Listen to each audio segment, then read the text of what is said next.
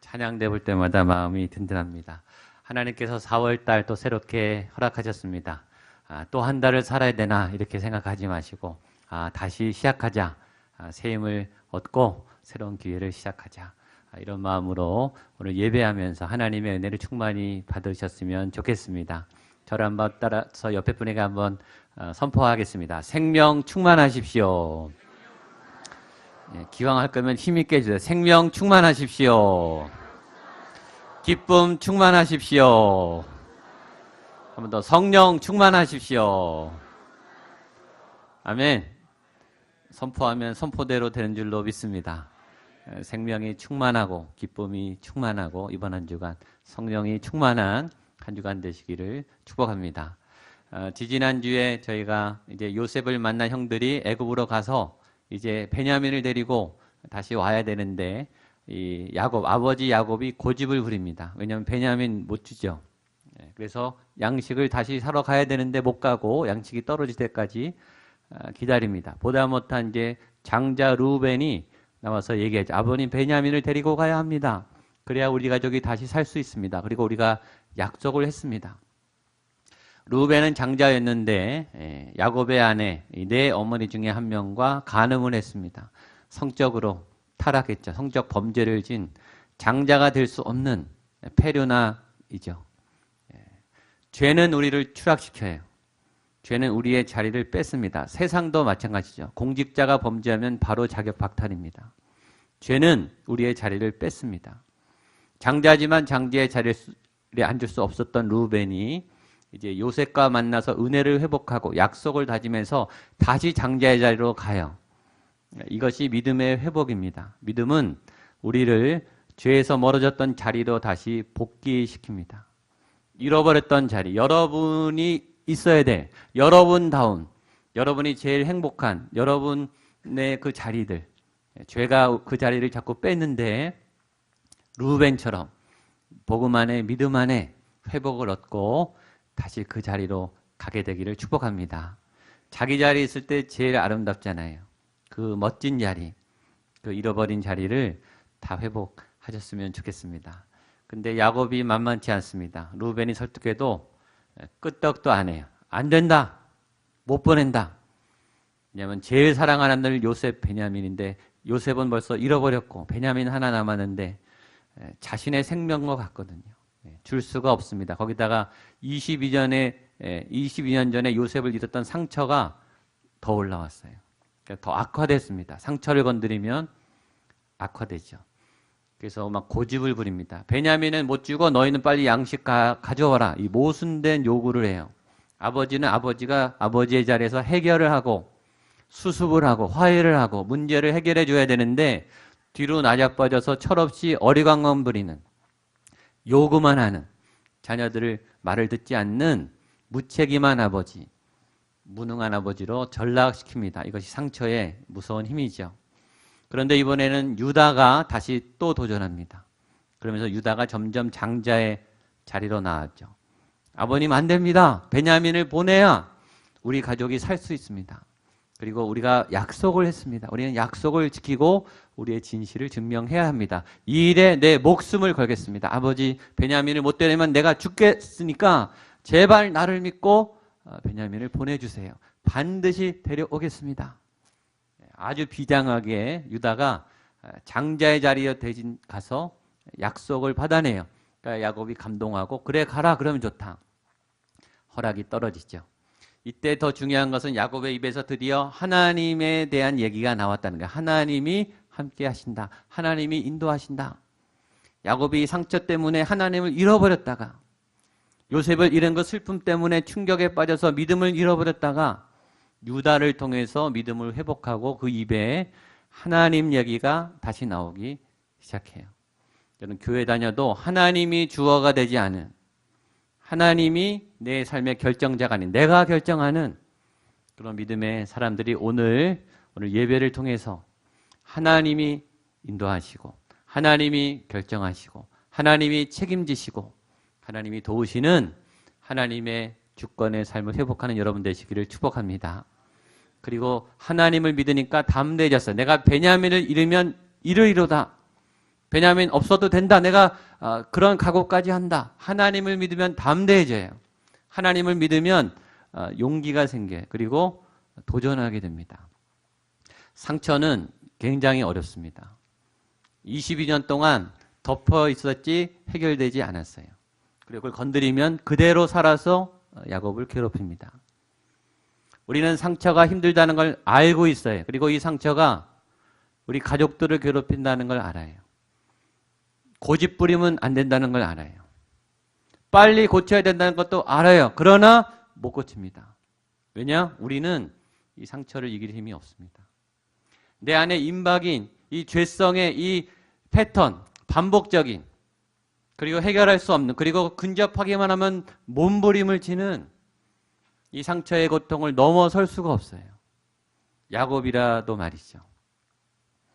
근데 이제 하나님이 야곱을 만져가기 시작하는 거죠. 유다를 통해서, 요셉을 통해서. 하나님이 이 형제들을 또 만져가기 시작합니다. 이게 하나님의 회복이에요. 여러분, 교회는 그런 힘을 얻는 곳입니다. 어둠의 세력이, 내 안에 절망이, 불안과 염려와 내 안에 극복할 수 없었던 나의 컴플렉스와 이 어둠의 상처들이 하나님의 말씀의 능력으로, 예배의 영광으로 극복되어지는 그 힘을 받는 자리가 바로 이 자리예요. 저는 이 자리에서 여러분이 하나님의 힘을 얻게 되기를 축복합니다.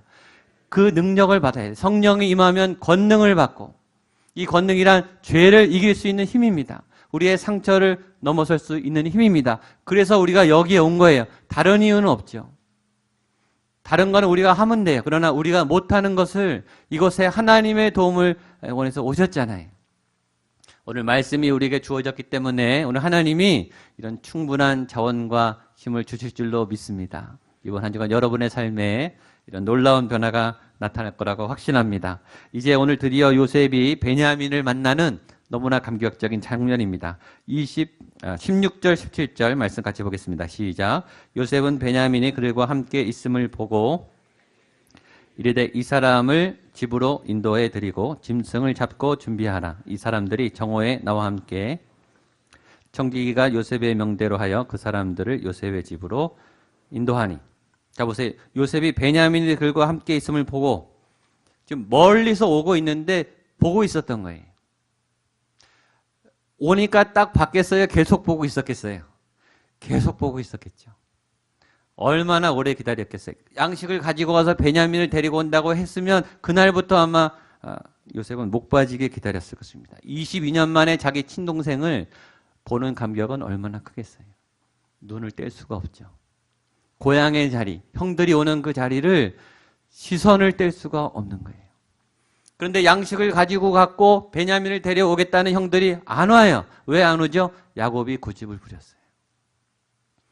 아버지가, 요셉을 가장 사랑한 아버지가 고집을 부리니까 누가 고통을 받습니까? 요셉이 고통을 받아요. 그러니까 상처는 애매한 사람이 고통을 당해요. 상처는 제일 사랑하는 사람을 원치 않게 고통스럽게 해요. 요셉이 하루하루가 얼마나 초조했겠어요.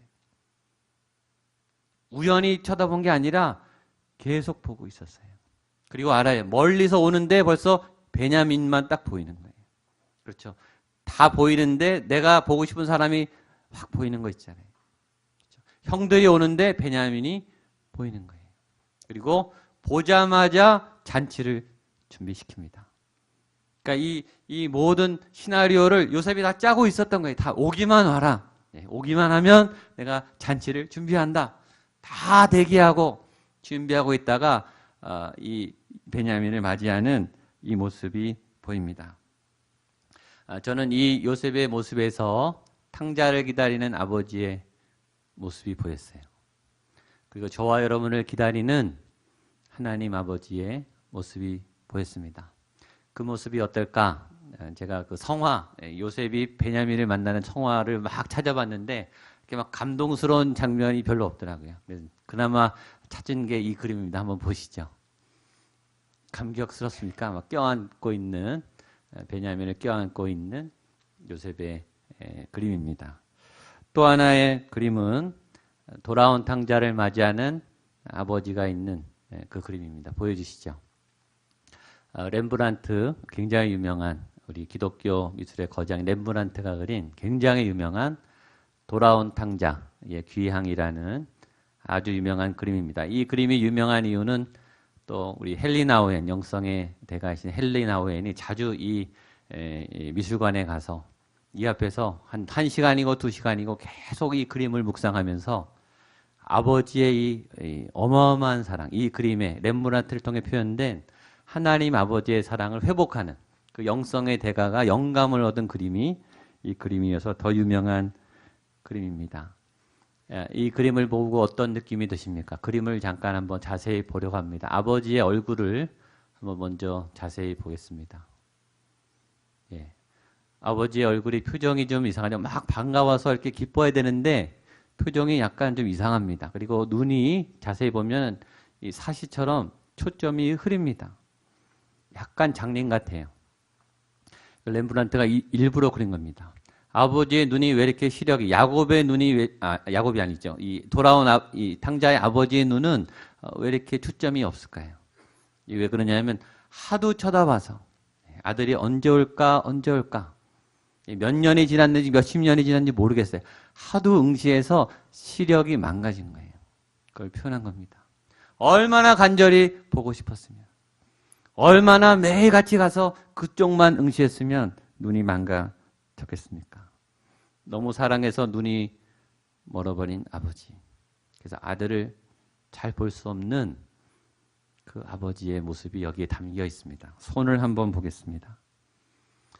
아버지의 손은 저렇게 표현됐는데 손이 다릅니다. 하나는 이 왼쪽 손은 이 남자의 손처럼 손이 굵고 손이 크고 이 핏줄이 있는 굉장히 강인한 손을 표현했고, 이 오른손은 굉장히 작고 여자의 손, 어머니 손같이 따뜻하고 부드러운 손을 표현했습니다.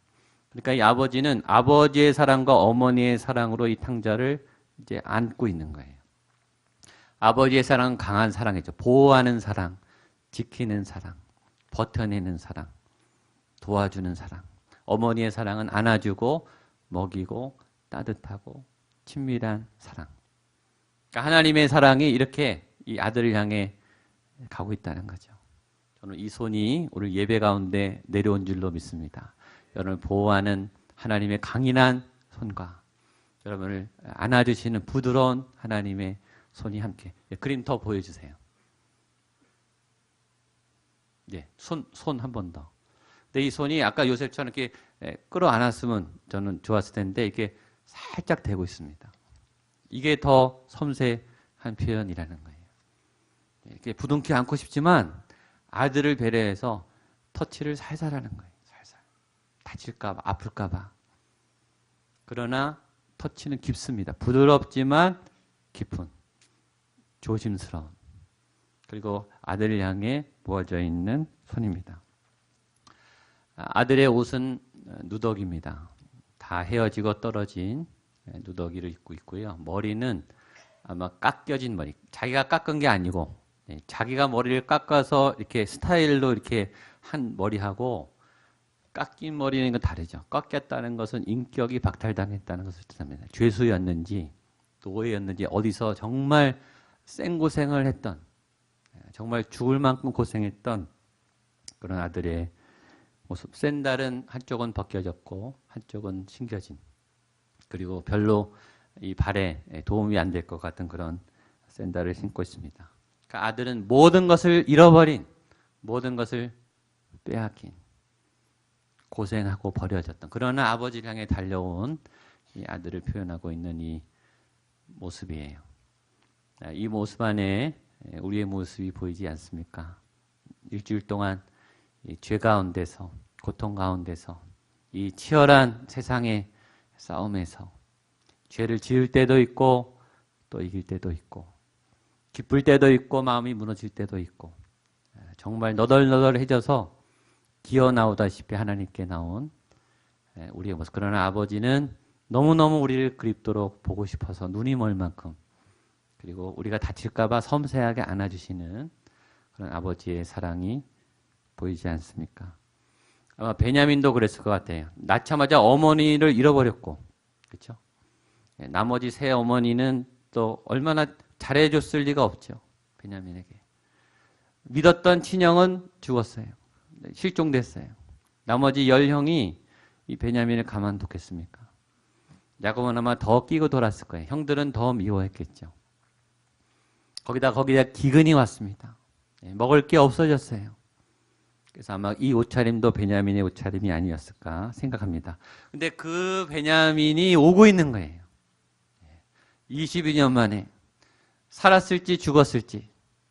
여러분, 요셉을 죽인 형들이 베냐민을 왜 못 죽이겠습니까? 요셉이 얼마나 걱정이 됐겠어요. 살았나 죽었나 그걸 확인하고 싶은 거예요. 그래서 와야 안심이 되는 거예요. 보여야 안심이 되는데 저 멀리서 오는데 바로 보여요. 보자마자 잔치를 벌입니다. 이 요셉의 이 기쁨이, 이 감격이, 이 흥분이 여러분들 잘 본문을 통해서 전달돼야 됩니다. 요셉은 형들을 안심시키고 집으로 인도해서 잔치를 준비합니다. 23절, 24절입니다. 시작. 그가 이르되 너희는 안심하라 두려워하지 말라 너희 하나님 너희 아버지의 하나님이 재물을 너희 자루에 넣어 것이니라 너희 돈은 내가 이미 받았느니라 하고 시몬을 그에게 이끌어내고 그들을 요셉의 집으로 인도하고 물을 주어 발을 씻게 하며 그들의 나귀에게 먹이를 주더라. 이 요셉의 식구들, 요셉의 집에 있는 하인들, 청지기의 입장과 이 오는 형들의 입장은 달라요. 형들은 오자마자 일단 변명을 하는 거예요. 우리가 그때 양식을 가져갔는데 이래서 늦게 왔고 그때 우리의 양식에 돈이 있었습니다. 우리가 돈을 분명히 냈는데 우리가 훔친 게 아닙니다. 이 돈 여기 있습니다. 그리고 전에 치렀던 양식값도 여기 있으니까 받아주세요. 우리를 살려주세요. 도와주세요. 이 형들은 요셉이 자기 집으로 이렇게 들어가는 청지기한테 위협적으로 느껴요. 그리고 이렇게 생각하죠. 우리가 그때 돈을 잘못 가져가서 이 사람들이 우리를 노예를 시키려나 보다. 이쪽 입장은 다르죠. 이쪽 입장은 지금 맞이해서 잔치를 벌리고 축제를 하려고 지금 데려오는 거예요. 이게 상처 입은 사람의 오해예요. 상처를 입고 죄를 진 사람은 어디 가면은 좋은 데 가는데 두려워해요. 상대방의 선한 의도를 의심해. 이 사람 나 속이려고 하는 거 아닌가? 왜 나한테 잘해주지? 왜 집으로 데려가지? 무슨 뒤통수를 치려고 하지? 여기 무슨 함정이 있지? 그러니까 죄가 있고 상처가 있는 사람은 늘 피곤해요. 늘 부정적이에요. 사람의 호의를 선하게 받지 않아요. 더 무서운 것은 하나님의 선하심을 오해해요. 하나님한테 벌 안 받으려고 신앙생활해요. 하나님한테 혼 안 날라고 교회 나와요. 주일날. 억지로. 노예처럼. 그렇지 않습니다. 하나님은 축제하려고 초대하신 거예요. 하나님은 도와주려고 부르시는 거예요. 청지기가 이렇게 좋은 말을 합니다. 보면 너희는 안심하라 두려워하지 말라. 얼마나 다행인지 몰라요. 한번 따라하시죠. 너희는 안심하라 두려워하지 말라. 한번 더. 너희는 안심하라 두려워하지 말라. 옆에 분에게 안심하십시오. 두려워하지 마십시오. 하나님을 경외하는 것은 좋아요. 두려워하는 것은 좋지만 좋게 너무 좋아서 두려워하는 거죠. 무서워 벌 받을까 봐가 아니라 여러분 우리가 교회에 오는 이유 중에 하나는 이 말을 듣고 싶어서 이번 한 주도 불안하죠. 사람을 만나는 일이 얼마나 불안합니까? 어떤 일을 한다는 것이 얼마나 불안해요. 일을 한다는 건 얼마나 두려워요. 변수가 얼마나 많습니까? 요새 경기는 또 얼마나 어려워요. 학교 가는 일은 얼마나 어려워요. 가정의 살림을 하는 일은 얼마나 어렵고 자녀를 만나는 일도 두렵죠. 부모들이 자녀를 만나니 두렵습니다. 안심할 수가 없어요. 항상 불안이, 항상 변수가 있습니다. 그런 우리에게 오늘 하나님은 안심해라. 두려워하지 말아라. 안 되고 나쁘고 당하고 죽을 일이 아니라 살 길을, 좋은 길을 주신다. 우리를 안심시키시는 하나님 오늘 만나게 되기를 축복합니다. 그리고 말이야, 이 돈은 이미 받았다. 이 돈은 너희 거야. 다 가져. 이미 하나님께서 다 갚아 주셨습니다. 그러니까 이 형들은 수지 맞아서 양식도 얻고 돈도 얻은 거예요. 이게 아버지 집에 온 사람의 축복입니다. 여러분 양식도 얻고 돈도 얻게 되기를 축복합니다. 요셉도 만나고 잔치도 만나고. 하나님을 믿는 일은 좋은 거예요. 하나님을 믿는 것은 행복한 거예요. 그래서 여러분들이 예배하고 믿음이 좋아지면 행복하셔야 돼요. 그게 믿음의 굉장히 중요한 증거입니다. 기쁘게 믿으시고 행복하게 믿으시고 이득이 나게 믿으시고 잔치가 벌어졌습니다. 요셉이 달려왔습니다. 25절 26절입니다. 시작. 그들이 거기서 음식을 먹겠다 함을 들었으므로 예물을 정돈하고 오기를 기다리더니 요셉이 집으로 오매 그들이 집으로 들어가서 예물을 그에게 드리고 땅에 엎드려 절하니. 이제 개인적으로 집에서 만나니까 이제 뭐 눈치 볼 것도 없고 이제 제대로 만나는 거죠. 이제 제대로 형들하고 만나는 거예요. 요셉이 그렇게 하고 싶었던 말을 꺼냅니다. 27절 28절입니다. 시작. 요셉이 그들의 안부를 물으며 이르되 너희 아버지 너희가 말하던 그 노인이 안녕하시냐 아직도 생존해 계시느냐. 그들이 대답하되 주의 종 우리 아버지가 평안하고 지금까지 생존하였나이다 하고 머리 숙여 절하더라. 저는 여기서 사실 굉장히 뭉클했어요. 요셉이 뭐라고 물어보냐면 그 노인은 안녕하시냐 아직도 생존해 계시냐. 지금 아버지라고 얼마나 부르고 싶겠어요. 22년 동안 못 본 아버지인데 그게 지금 만날 수 있거든요. 노인이라고 말해야 돼요. 물론 노인은 존경하는 어른에 대한 그 표현이죠. 어르신, 그 어르신은 평안하시냐 이 질문이지만 어르신보다 더 좋은 말은 아버지 아닙니까? 아버지. 내 아버지. 그렇죠? 내가 아버지를 못 부르고 있어요. 아직은. 지금 참아야 돼요. 하나님이 아직 스탠바이예요. 아직 밝히면 안 되는 거죠. 근데 궁금하니까 질문이 이제 연타로 가는 거예요. 아버지가 살아계시냐, 평안하시냐, 생존하시냐, 어떠시냐, 막 이게 참았다가 폭발하는 거죠. 요셉은 특별히 사랑받는 아들입니다. 여러분, 사랑받는 아들은 아버지랑 특별히 친해요. 아시죠? 다른 형제보다 친해요. 그 말은 요셉 안에 아버지에 대한 사랑이 각별했다는 뜻이죠. 그리고 아버지를 계속 염려했을 거예요.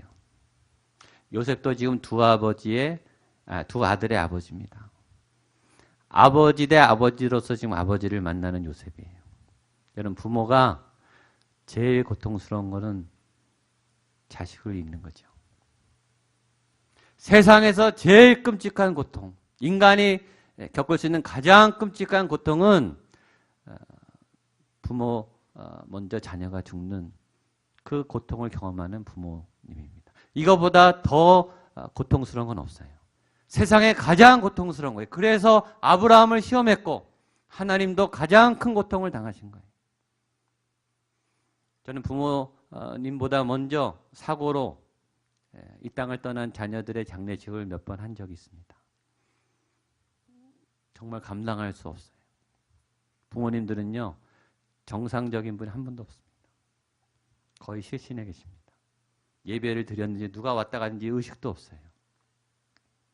자기보다 더 소중한 아이를 잃어버린 부모는 자기가 죽은 거죠.